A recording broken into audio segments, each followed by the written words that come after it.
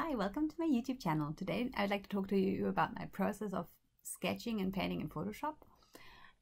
So how do I start? In this case, I already knew what I wanted to draw, and I didn't have to try around with a small sketch or something. I sometimes do that too, but in this case I already sort of had the image in my head and went ahead. I sketch with any old brush in Photoshop set to transfer, because I like how the pressure sensitivity works with those for sketching, and yeah, it feels like a sketch in my sketchbook, with the nice addition of Photoshop, where you can change things around, erase stuff so neatly, or sort of cut out the complete face and sort of redraw the angle. Yeah, I really like that. What is also important is in Photoshop, or what I like in Photoshop, is how I can do straight lines. So holding Shift and either holding it, and then you can draw a straight line up or horizontal, vertical, horizontal, and or you click from one point to the other holding Shift, and then you get a straight line connecting the dots. So that's very good. I made myself a quick perspective grid, which was just like clicking to the same middle point. It's not even a very accurate grid, because I didn't want it to be very accurate, especially for the sketch. It just sort of was a help for me, and yeah, if it's roundabout right, that's okay for me. And yeah, so I didn't do the sketch very detailed because I wanted to detail it with my block in properly for the background. Anyhow, I usually do the figures a bit more detailed than the backgrounds, but the background I did that pretty loosely, just sort of defining where the objects were. This is our hall, so I just had a quick peek how it looked in our hall.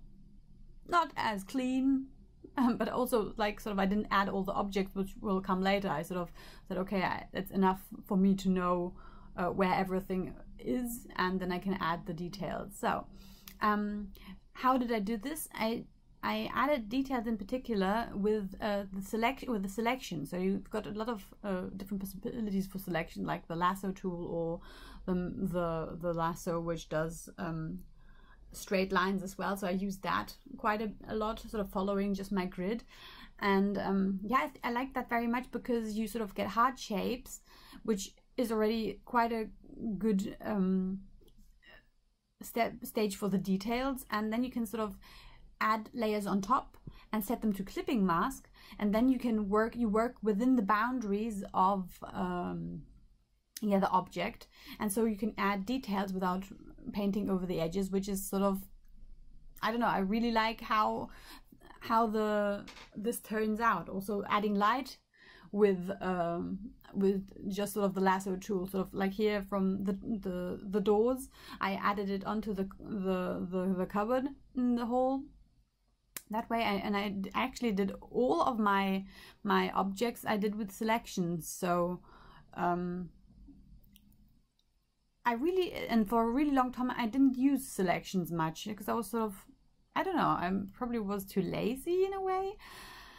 But now that I've started to use them more, I think, yeah, I think I'll do that more, because it helps and for the process so much, and it's actually pretty much, it's pretty quick that way, and I like the results.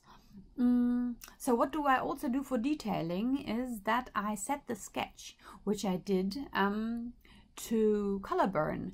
And first of all, just setting the sketch to color burn won't help that much. It will just be dark. But if you color it in a light gray, sort of, you can sort of lighten it up in a light gray, then you get the nice result of the lines being just sort of a darker and a little bit more saturated shade than the color underneath.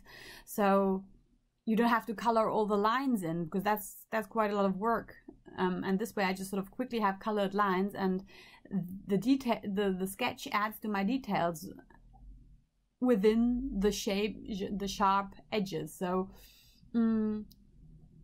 that gives you pretty quickly again a quite good overall result, because I'm working everywhere at the same time. I mean, I think this might be a bit weird for you to watch just sort of me jumping around, but I think to get the painting together, especially with a background and a figure in the background, it's important to work everywhere at once and not to over detail just one point and then sort of jump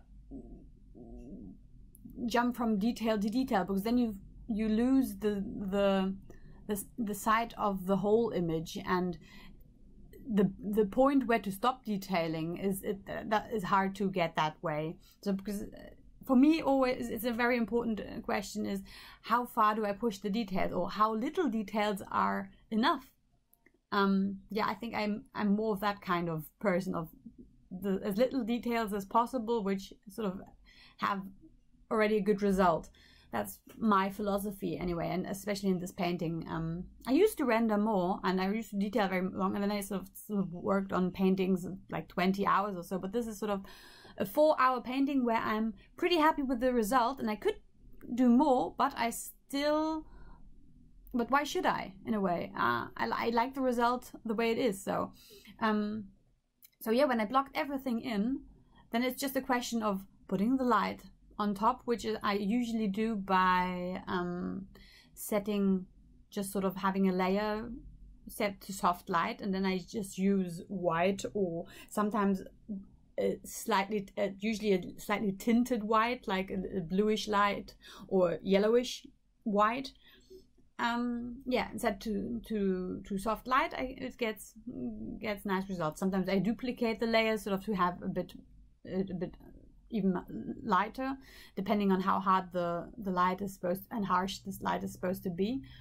And here in this case I've got this light coming from the sides from the other room, because the hall is pretty dark but the rooms are light, and that's where my light source is.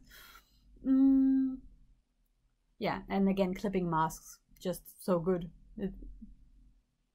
Without clipping masks, this painting would be a complete mess. As is also with the pattern. I just sort of drew one anchor, duplicated it a lot, then I had myself a flat pattern, and I could have used that as well, but I chose to have it follow the shape, so I sort of transformed it bit by bit. You can't transform it all at once, that's impossible. So I cut off the arm, then I put the anchors on my arm, and so on. So bit by bit I transformed it, and you could transform it probably even more, but this was my amount of detail which I was happy with. So what else?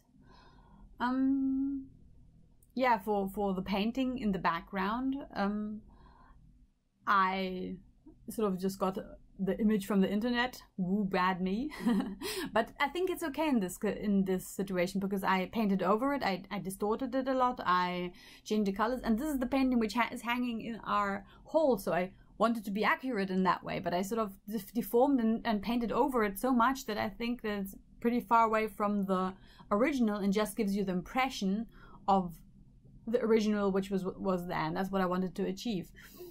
So yeah, at the end it's pretty much just refining things, sort of adding some strokes, which sort of yeah, a little bit of lighting here and there, erasing parts which aren't as pretty, adding some colors. Sort of, I often duplicate figures a bit, and sort of add another layer effect at the end, just sort of seeing what works.